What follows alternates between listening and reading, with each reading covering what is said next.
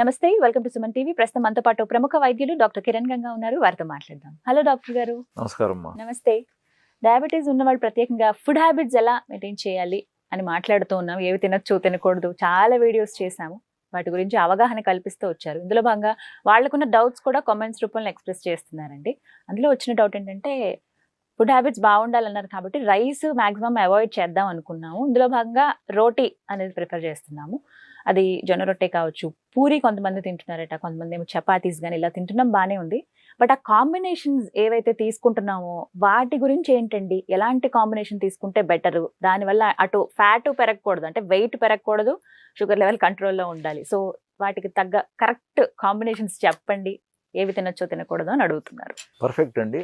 జనరల్గా చాలా మంది పూరి మంచిదా చపాతీ మంచిదా అనే ఎక్కువ క్వశ్చన్స్ అడుగుతారు. లేదా తందూరి బెటరా నాన్ బెటరా అంటారు, లేదా జొన్న రొట్టె బెటరా సజ్జ రొట్టె అనే ప్రశ్నలు వస్తూ ఉంటాయి. ఎస్, ఇది ఇంపార్టెంటే. వీలైనంత వరకు పూరి అవాయిడ్ చేయమంటాం. బట్ ఎప్పుడన్నా ఒక్కసారి పూరి చేసుకోవటం కూడా ఇబ్బంది ఏమి లేదు. బట్ పూరి చేసేటప్పుడు మైదా పిండి అవాయిడ్ చేయండి, చాలా ఇంపార్టెంట్. హోటల్స్ లో 80% ఎస్, మంచిగా గోధుమ పిండితో హ్యాపీగా పూరి చేసుకోండి. బట్ ఆ పూరి చేసేటప్పుడు టెక్నిక్ ఆయిల్ ఎక్కువ లాక్కుండా, మీకు తెలుసు ఆడవారికి ఆ టెక్నిక్, ఎలాగ ఆయిల్ తక్కువ ఆ పూరి తీసుకుండేలాగా ఎలా చేస్తే మంచిది అనేది మీరు చూసుకోండి. పూరి చేసేటప్పుడు, చపాతీ చేసేటప్పుడు కూడా గోధుమ పిండి కొంచెం తగ్గించి, ఇప్పుడు పూరికి ఏమన్నాం, మైదా పిండి అవాయిడ్ చేసి గోధుమ పిండి అన్నాం, అవును ఓకే. బట్ చపాతీకి వచ్చేతలకి గోధుమ పిండి కూడా తగ్గించి, అంటే మైదా పిండి ప్రశ్నే లేదు ఇంకా. సో గోధుమ పిండి కూడా ఒక 30-40% తగ్గించి సజ్జ జొన్న రాగుల పిండిని కూడా కలుపుకొని చపాతీలు చేసుకోండి, ఇంకా మంచిది. అదే విధంగా మీరు ఇంకా నెక్స్ట్ ఇంకా ప్యూర్ గా జొన్న రొట్టె తిన్నా, సజ్జ రొట్టె తిన్నా, రాగి రొట్టె తిన్నా అద్భుతం, నో క్వశ్చన్స్. ఇంకొక మెయిన్ పాయింట్, ఈ పిండి కలిపేటప్పుడు దయచేసి ఉప్పు వేయకండి ఇందులో. ఇది అలవాటే సార్, కొంచెం సాల్ట్, కొద్దిగా ఆయిల్, వాటర్ వేసి కలుపుతాం. నేను ఆయిల్ వేయటాన్ని కూడా ఇంకా నేనేం అనట్లేదు, బట్ ఉప్పు దయచేసి అవాయిడ్ చేయండి, వెరీ ఇంపార్టెంట్. ఉప్పు వద్దు వాటిల్లో. యాక్చువల్గా ఉప్పు వేయటం వల్ల ఆ చపాతీ సాఫ్ట్ గా రావటం, ఇట్లాంటి కొన్ని ట్రిక్స్ ఉన్నాయి. అందుకే మీకు బ్రెడ్ తయారు చేసేటప్పుడు ఉప్పు ఎక్కువ వేస్తారు. సో సమ్ స్ట్రక్చర్ కోసం, ఆ బ్రెడ్ ప్రాపర్ గా ఆ కన్సిస్టెన్సీ రావటం కోసం అందులో కలిపే ఇంగ్రీడియంట్స్ లో ఉప్పు అనేది చాలా మేజర్. మీరు ఉప్పు లేకుండా వాళ్ళు బ్రెడ్ తయారు చేయలేరు. ఇప్పుడు మనం ఎలాగా పొంగటానికి కొన్ని ఇంగ్రీడియంట్స్ ఎలాగైతే వాడతారో, ఆ ఇంగ్రీడియంట్స్ వాడినప్పుడు ఎంత వాడినా సరే సాల్ట్ అనేది ఇంపార్టెంట్ ఫ్యాక్టర్ అక్కడ. సో కొద్ది రోజుల్లో ఇనిషియల్ గా మీకు కొంచెం ఇబ్బంది అనిపిస్తుంది ఉప్పు లేకుండా చేయటం, బట్ సాల్ట్ అవాయిడ్ చేయండి. ముఖ్యంగా చపాతీలో కానీ వేడి రైస్ వాడటంలో కూడా, ఈవెన్ మీరు మిల్లెట్స్ ఏదైనా వంట చేసుకుంటూ ఉన్నా సరే ఉప్పు వేయకండి వేటిలో కూడా. ఇది బేస్ మెటీరియల్, ఇవి వీటిలో ఉప్పు ఎక్కడ వాడకండి. కూరలో ఉప్పు పడబోతుంది, మనం అక్కడ కూడా తగ్గించాలంటున్నాం. బట్ వీటిలో అవాయిడ్ చేయండి స్ట్రిక్ట్ గా. ఒక ఆప్షన్ ఫైనల్, కూరలు దేంతో తీసుకోవాలి, ఇది చాలా ఇంపార్టెంట్ అండి. మీరు చపాతీ తింటున్నారా, పూరి తింటున్నారా, సజ్జ రొట్టె జొన్న రొట్టె అనేది ఒక 30-40% ఇంపార్టెంట్ అయితే, మీరు దేంతో ఎటువంటి కూరతో తింటున్నారు అనేది మిగతాది చాలా ఇంపార్టెంట్. ముఖ్యంగా మనం అందరం పూరి విత్ ఆలూతో తినటం అలవాటు, హోటల్స్ లో పోయినా కూడా. వీలైనంత వరకు పొటాటో అవాయిడ్ చేయాలి, ముఖ్యంగా పూరితో. చెన్న నార్మల్ గానే ఆలు అండ్ అలాగే గ్రీన్ బఠానీ వేస్తారు, మనకి బఠానీ పర్వాలేదండి. సో ఆలుని అవాయిడ్ చేయాలి. ఇంకా లేని పక్షంలో, దొరకని పక్షంలో ఫైన్, మనం ఏది కూడా తప్పు అని అనట్లేదు. బట్ మీరు ఇంట్లో చేసుకుంటున్నప్పుడు, ఒక ప్లాంట్ గా చేసుకుంటున్నప్పుడు, పూరితో ముందు రోజు సాయంత్రం మంచిగా చెన్నాను నానబెట్టుకొని హ్యాపీగా చెన్నా కర్రీ చేసుకోండి. చెన్నాలో కూడా మనం గ్రీన్ పీస్ వేయచ్చు, కాస్త క్యారెట్ వేయచ్చు, కాస్త కాలీఫ్లవర్ వేయచ్చు. ఎస్, ఇంట్లో పిల్లలు కూడా ఉన్నారు, మీరు పొటాటో వేయాలనుకుంటే ఒక పొటాటో వేయండి, ఆ పీసెస్ పిల్లలు వాళ్ళు వీళ్ళు తీసుకుంటారు. బట్ మీరు గ్రేవీ వేసుకునేటప్పుడు చెన్నా ఎక్కువగా వచ్చేటట్టు తీసుకోండి. సో చెన్నాతో మనకు ప్రోటీన్ ఇంపార్టెంట్. ఇప్పుడు ఇది కార్బ్ అనుకోండి, ఇక్కడ ప్రోటీన్ కూడా మనకు లభిస్తుంది కదా. సో తృప్తికరంగానూ ఉంటుంది, నవ్వులుకోవటానికి నోట్లో కూడా మంచి ఫీలింగ్ ఉంటుంది. సో చెన్నా డెఫినెట్ గా యూజ్ చేయండి, మరవకండి. చపాతీ కూడా చెన్నా మంచిది, రాజ్మా కూడా మంచిది. మనం ఈ మధ్య మర్చిపోయినామండి, ఎంతసేపు పప్పు అది ఇది సో డెఫినెట్ గా చెన్న, రాజ్మా, మనం తెలుగులో మాట్లాడితే బొనిగలు, గుగ్గుళ్ళు, ఇట్లాంటి ఇంకా చాలా ఉన్నాయి ఐటమ్స్, అలసందులు, ఇవన్నీ వాడాలండి. ఊరికే కొని పెట్టుకొని పురుగు పట్టినాక పడేయటం కాదు. తీసుకొస్తారు, వాడదాము ఎలా అయినా సరే ఈ కర్రీ చేద్దాం తీసుకొస్తాం సార్, మర్చిపోతాము. పడేయడమే, తెచ్చిన So- ప్యాకెట్ పడేయాల్సి వస్తుంది. సో మీ షెల్ఫ్స్ లో ఇవి కళ్ళకు ముందు కనపడేట్టు పెట్టుకోండి. Exactly. గ్లాస్ జార్లో పెట్టుకోండి, స్టీల్ జార్లో నిల్వ ఉంచకండి, Yeah, yeah. గ్లాస్ ట్రాన్స్పరెంట్ గా కనపడేటట్టు పెట్టండి. సీరియస్ గా మాట్లాడుతున్నా. తెలుస్తుంది సార్. రాజ్మాను వాడండి చపాతీకి. సార్ ఇందులో మనకి 2-3 రకాలు ఉంటాయి. బొబ్బర్లు అని అంటారు, కొన్ని white kidney beans and red colour లో ఉంటాయి. సో ఏది బెటర్ అంటారు ఇందులో? ఏదైనా ఇది ఒకసారి ఇది వాడండి, ఇంకొకసారి ఇది వాడండి, కాంబినేషన్ లో వాడుకోండి. రేషనాలిటీని మీరు డిసైడ్ చేయండి. ఓకే. బట్ ఇలాంటివి ఉన్నాయి, ఇవి కూడా వాడాలనే విషయాన్ని మర్చిపోకండి. సో పూరితో కూడా రాజ్మా బాగుంటుంది, బట్ చెన్న ఎక్కువగా ప్రిఫర్ చేస్తారు. Okay. At the same time చపాతీకి రాజ్మా చాలా బాగుంటుంది, ఓకే. చెన్నా కూడా బాగుంటుంది. అదే విధంగా ఇంకా మిగతా రొట్లు ఏదైతే మనము సజ్జ రొట్టె, పరోటా జొన్న రొట్టె. కానివ్వండి, సజ్జ, జొన్న, రాగులతో రొట్టెలు మీరు చేసుకున్నా కూడా చాలా బాగుంటాయి. ఇంకొక విషయం మీరు అడగలేదనే చెప్తున్నా, దోశకు కూడా ఓ. చెన్నా రాజ్మాది బెటర్ ఆప్షన్. ఆహా. ఎందుకంటే దోశ, ఇడ్లీ మనకు ప్యూర్ కార్బ్. అవును. సో ఆ కార్బ్ కి తగినట్టుగా సాంబార్ చట్నీ కంటే కూడా అప్పుడప్పుడు చెన్నా రాజ్మాల కర్రీలు కూడా మీరు తీసుకున్నట్లయితే గ్లైసిమిక్ ఇండెక్స్ తగ్గుతుందండి. మనం తిన్న తర్వాత, పొట్ల పడిన తర్వాత ఒకదానికి గ్లైసిమిక్ ఇండెక్స్ ఎక్కువ ఉన్నప్పుడు ఇంకొకటి లో గ్లైసిమిక్ ఇండెక్స్ ఫుడ్ తీసుకున్నప్పుడు కొంచెం బ్యాలెన్స్ అవటం వల్ల మీ పోస్ట్ ప్రాండియల్స్ స్పైక్ అవ్వకుండా ఉంటాయి.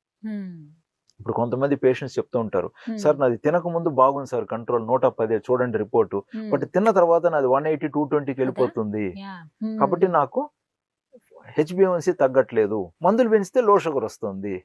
సో ఇట్లాంటి సందర్భాలలోనే మీరు తినే food low glycemic index తగ్గించుకోగలిగే foods తీసుకున్నప్పుడు మందులు లేదా ఇన్సులిన్ మోతాదులు పెంచకుండా కూడా మీ షుగర్స్ కంట్రోల్లో కాస్త ఉండే అవకాశాలు బాగుంటాయి. డెఫినెట్ గా మీరు రెగ్యులర్ గా ట్రీట్ చేసే డాక్టర్ కూడా దీన్ని ఫీల్ అవుతారండి. ఇప్పుడు డయాబెటీస్ డాక్టర్ అంటే మీరు సంవత్సరాల తరబడి చూస్తూ ఉంటారు, ఆ డాక్టర్ కి తెలిసిపోతుంది, అరే ఈసారి మీరేమో మార్పు చేశారే, చాలా బాగున్నాయి మీ రిపోర్ట్స్. ప్లస్ వెయిట్ తగ్గుతారు, ఎక్కువగా వెయిట్ ఉన్నవారు. మనం అనుకున్నట్టు ఉప్పు తగ్గిమన్నామా, ఆయిల్, తిరగబాతు, తాళింపుల్లో పోపులు కూడా తగ్గిమన్నామా, ఆయిల్ అవాయిడ్ చేయమన్నామా, వెయిట్ డిఫరెన్స్ ఈజీగా 2-3 kgs తగ్గుతారండి. చాలా గమనించాను నేను. 2-3 kgs వెయిట్ తగ్గటంతో మనకు లివర్ ఫ్యాట్ తగ్గుతుంది, ఆర్గాన్స్, ఇంటర్నల్ ఆర్గాన్స్ ఫ్యాట్ అంటే మనకు ప్యాంక్రియాస్ లో ఫ్యాట్ తగ్గుతుంది. వీటి వల్ల ఏంటి, ఈ ఆర్గాన్స్ ఒక ఫంక్షనాలిటీ పెరిగి ఇన్సులిన్ రెసిస్టెన్స్ తగ్గి సొంత ఇన్సులిన్ ఉత్పాదన కూడా మనకు మెరుగవుతుంది. సూపర్. కాబట్టి ఇదంతా ఏదో ఒక రూల్స్ లాగా భావించకండి. బట్ అంటే టైం కూడా చెప్పండి సార్, ఏ టైంలో ఇవి పర్ఫెక్ట్? లంచ్ కి తీసుకుంటే బెటరా, బ్రేక్ఫాస్ట్ తీసేసుకుంటే బెటరా, లేదు డిన్నర్ టైంకి బెటరా? ఎలా తీసుకోవాలి? మీ కంఫర్ట్ ని బట్టి మీరు డిసైడ్ అవ్వండి, మీకు ఎప్పుడు తీసుకున్నా మంచిదే. సో కొంతమంది హాలిడేస్ లో బ్రేక్ఫాస్ట్ ప్రిఫర్ చేస్తారు, ఇంకొందరు లేట్ గా లేచా, అంటే హెవీగా ఉంటుంది సార్, ఫుల్ అయిపోయిన ఫీలింగ్ అనేది ఉంటుంది. అందుకని మనం ఇదివరకు కూడా రాజ్మా కర్రీ తింటే సరిపోతుంది. ఎగ్జాక్ట్, ఇదివరకు కూడా మనం మాట్లాడుకున్నాం, ముఖ్యంగా హెవీగా ఉండే ఫుడ్స్ మార్నింగ్ లేదా మధ్యాహ్నం తినండి, నైట్ కి వచ్చేసరికి తేలిగ్గా ఉన్న ఫుడ్స్ తీసుకోండి అని మనం చెప్తున్నాం. కానీ సార్ చాలా మంది ఏంటంటే నైట్ వచ్చి మళ్ళీ అన్ని వండుకొని ప్రిపేర్ చేయడం కష్టం కాబట్టి రోటీ చాలా ఫాస్ట్ గా అయిపోతుంది, మేకింగ్ కూడా నానబెట్టి పెట్టామంటే పిండి కలిపేసి పెడితే మహా అయితే ఒక 1 hour లో చేసేసుకోవచ్చు. ఈజీగా 1 hour పట్టదండి, 20 minutes 15 minutes హ్యాపీగా మాట్లాడుతూ చేసేయచ్చు అన్ని ప్రిపేర్. సో నైట్ ఎక్కువ చాలా మంది ఏంటంటే రైస్ తినకుండా చపాతీ తిందాం అనే అలవాటు ఉంటుంది, మరి అప్పుడు తీసుకోవచ్చా? తీసుకోవచ్చు. ఈ చెన్నా కర్రీ మార్నింగ్ చేసి పెట్టేసుకోండి, ఫ్రిడ్జ్ లో ఉంటది కదా. అంటే రాత్రి పూట చెన్నా కర్రీ తింటే డైజెషన్ ప్రాబ్లం ఏమి ఉండదా? ఆల్రెడీ ఎవరికైనా డైజెస్టివ్ ఇష్యూస్ ఉన్నప్పుడు, ఎక్కువ కాలంతో డయాబెటీస్ ఉన్నప్పుడు, డయాబెటిక్ గ్యాస్ట్రోపారిసిస్ ఉన్నప్పుడు కొంచెం నైట్ లో చెన్న ఏదైనా తింటే గ్యాస్ ఫార్మేషన్ అవుతుంది అంటాం మనం. బట్ అలాగని మీరు కందిపప్పు తిన్నా కూడా అదే ఇష్యూవేగా, మరి స్పైసీ ఫుడ్ తిన్నప్పుడు కూడా అదే ఇష్యూవేగా, మీరు బిర్యానీ తిన్నా అదే ఇష్యూవేగా. అంటే మంచి వస్తువు తినాల్సిన అవసరం వచ్చినప్పుడు అడ్డంకులు వస్తాయి, మనకు నచ్చింది తినాలన్నప్పుడు భరిస్తాం. కాబట్టి అది మీరు చూసుకోండి కరెక్షన్స్. బట్ జనరల్ గా వీకెండ్, ఉదాహరణకి సాటర్డే సండే తినాలనుకుంటున్నారు, మంచిగా బ్రేక్ఫాస్ట్ తీసుకోండి. ఇప్పుడు న్యూక్లియర్ ఫ్యామిలీస్ అనుకోండి, దంపతులు మాత్రం ఉంటున్నారు, సో ఒకరికొకరు తోడుగా కలిసి వంట చేయటం చేయండి, చాలా బాగుంటుంది. కలిసి టైం పాస్ చేసినట్టు ఉంటుంది, ఒకరికొకరు తోడు హెల్ప్ అవుతుంది. ఒకరే చేయాలంటే భారం. ఈవెన్ మీ ఇంట్లో వంట చేసినప్పటికీ కూడా సాటర్డే సండే చేసినప్పుడు కొంచెం తనకు సహకరించండి. సో తను కూడా మీకు ఎలాంటి ఆహారం ఇష్టం అనేది కూడా అండర్స్టాండ్ చేసుకొని వీక్ అంతా కూడా మీకు మంచి ఫుడ్ తను వండి పెట్టగలుగుతుంది అనేది నా అభిప్రాయం. లేదు ఇప్పుడు కొంతమంది అంటే మరీ బిజీగా ఉండటం వల్ల, ఈ నైట్ షిఫ్ట్లు పనిచేయటం వల్ల, లేదు వీక్ అంతా బాగా కష్టపడి అలసిపోయి ఉంటారు కాబట్టి ఆదివారం శనివారం కొంచెం లేటుగా లేద్దామని కూడా అనుకుని ఉంటారు. సో అటువంటిప్పుడు ఏం చేయొచ్చు అంటే బ్రేక్ఫాస్ట్ స్కిప్ చేసేయండి. ఓకే మీరు తినాలనుకుంటే మార్నింగ్ ఏదైనా మంచి 1 or 2 Right. Fruits, vegetable salad okay ఇలాంటిది ఏదైనా తీసుకోండి. మంచి Hmm. కాఫీ ఎంజాయ్ చేయండి. Black coffee, black tea, green tea enjoy Oh. చేయండి. ఈ టీస్ తో ఆర్ కాఫీతో పాటు బ్లాక్ చాక్లెట్ ఇలాంటిది ఏదైనా కూడా మీరు ఎంజాయ్ చేసుకొని లంచ్కి వచ్చేసరికి మంచిగా లంచ్ చేయండి. చేసేస్తారు కాబట్టి ఇంకా సాటర్డే సండే ఈవినింగ్ వచ్చేసరికి ఇంకొక డిఫరెంట్ ఐటమ్ గా కొంచెం సరదాగా టైం స్పెండ్ చేయడానికి మీకు అనుకూలంగా ఉన్న ఫుడ్ లాంటిది ఎంజాయ్ చేశారనుకోండి, తృప్తిగాను ఉంటుంది, సంతోషంగా ఉంటుంది. ఏదో త్యాగం చేసిన ఫీలింగ్ లో ఉండకూడదు. అన్ని మనం సౌకర్యంగా ఇష్టపూర్వకంగానే మనం సంతోషంగా మంచి నిండు జీవితాన్ని ఆరోగ్యంగా జీవించే అవకాశాన్ని మనం పొందుతూ, ప్లస్ ఆరోగ్యంగా జీవించడం మన హక్కు ప్లస్ ధర్మం కూడా.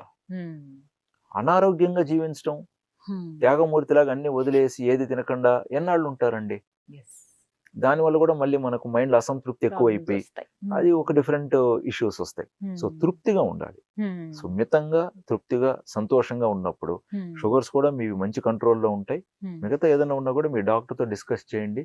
డెఫినెట్ గా మీ డాక్టర్ కూడా మీకు సహకరించగలుగుతారు. సో మీరు హ్యాపీగా ఉండగలుగుతారు. అండ్ మనసులో ఎటువంటి భారాలు మోయకండి. చాలా మంది ఏది తింటే మంచిది, ఏది తింటే నాకు డాక్టర్ ఇన్సులిన్ ఆపేస్తారు, లేదా ఏమి తింటే నాకు మాత్రలు తగ్గుతాయి, ఇది ఎక్కువ అయిపోయి చాలా ఇబ్బంది పడుతున్నారండి చాలా మంది పేషెంట్స్.